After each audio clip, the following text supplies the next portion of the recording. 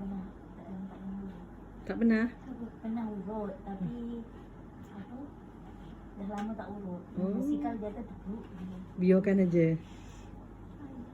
Oh. Ini hari tu sekali budak ramai urut. Musiman ya. Dorong kono je. Mana anu ni kerusi ni. Yang kono. Itu urut bukan lama, sekejap je bukan. Dorong kono, nenek. dorong kono. Tu ada kat situ.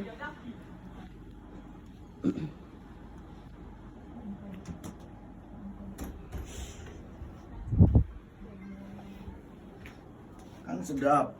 Betul tak? Sedap kan?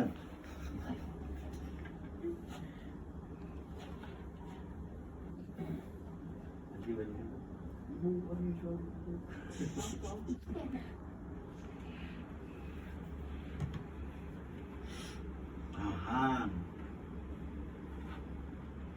Hilang batuknya. Tak apa. Bukan susahnya. Tak payah pergi klinik Ustaz Obatnya gini je.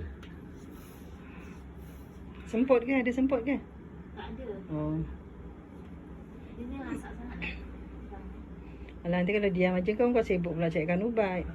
Okey lah tu. Dulu kan yang sama tau. Yang ini ke yang tu? Tak ni. Pergi klinik memang kalau batuk sikit oksigen. Wah, baguslah adik. Woi, tahan. Apa gitu kan kuat. Slow-slow je. Ah, Dekat situ merangkal-merangkal itu. dia budak batuk gitu lah.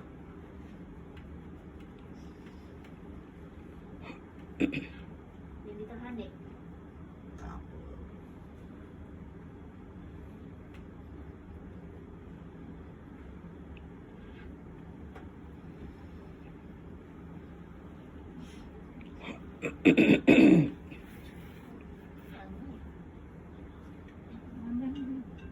Dia kahai, batuk kahai.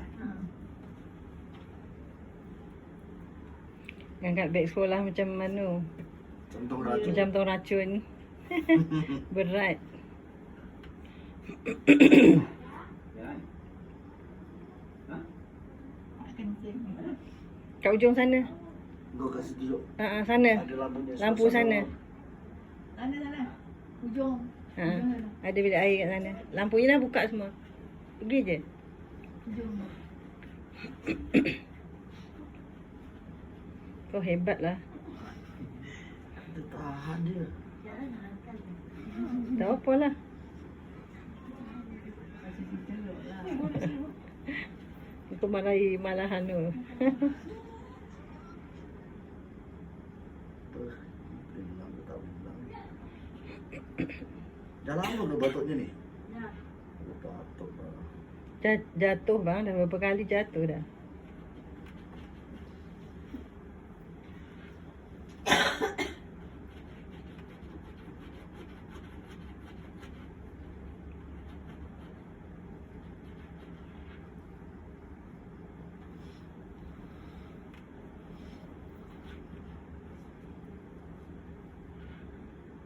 Hei, mereka.